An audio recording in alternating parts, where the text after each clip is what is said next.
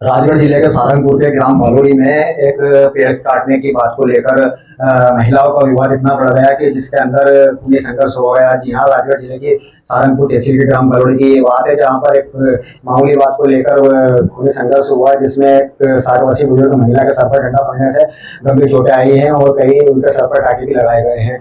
देखिए ये खास रिपोर्ट। पर जो आरोप लग रहा है लड़ाई झगड़े का, इसका पूरा मामला क्या है?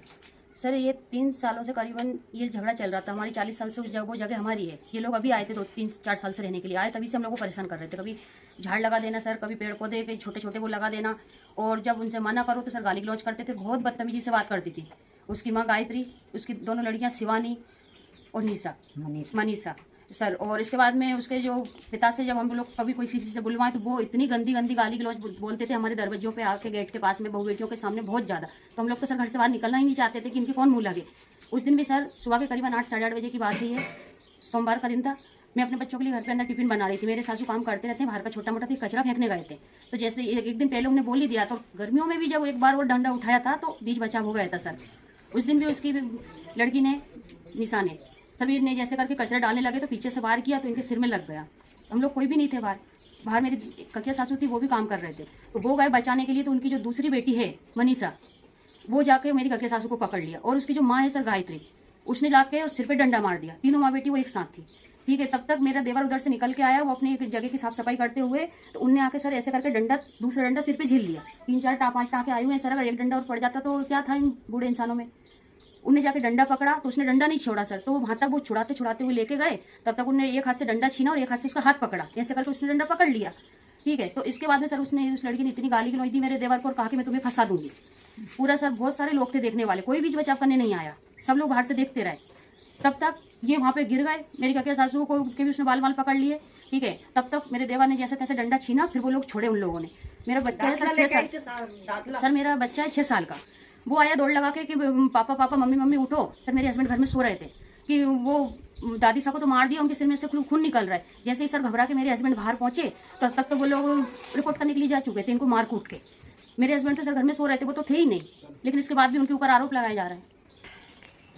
आप लोगों के ऊपर जो दबंगई का आरोप लगा है कि ये दबंगई करते हैं, इसमें कितनी सच्चाई है? सर ये सरासर झूठ है। मेरे हस्बैंड अकेले भाई हैं, जिनके 4 बहनें 4 बच्चे हैं। मेरे हस्बैंड अकेले एकमात्र घर में कमाने वाले हैं सर। सोमवार के दिन से मेरे बच्चे स्कूल नहीं जा रहे हैं डर के मारे।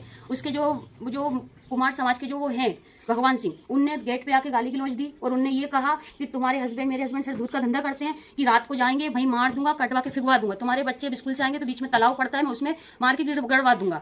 तो सर मेरे बच्चे डर से हमारे स्कूल नहीं जा रहे, घर से बाहर नहीं निकल रहे। रही बात सर दबंगी की, मेरे हस्बैंड को किस बुनियाद पर दबंग बताया जा रहा है? क्या उनके खिलाफ आज से पहले का कोई वो है क्या पुलिस केस?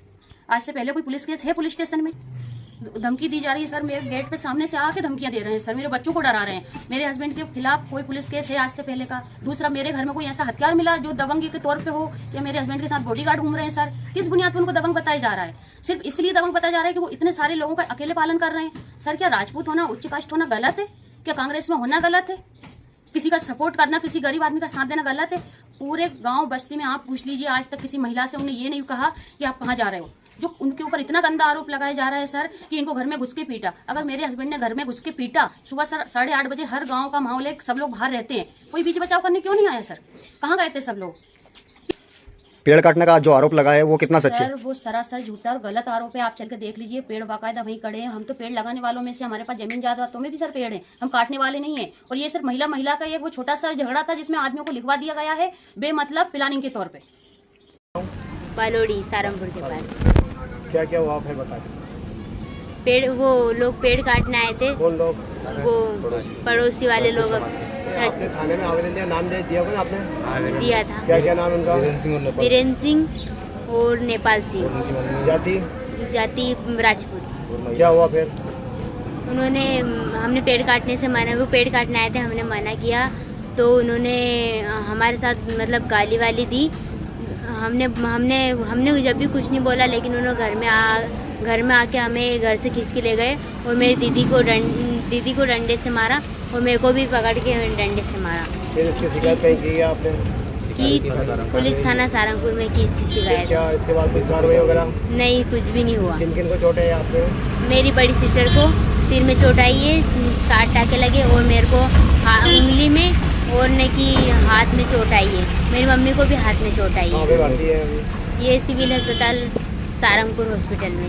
कितने दिन हो गए अभी तक? 3 दिन हो गए, अभी तक कोई कार्रवाई नहीं हुई? नहीं हुई।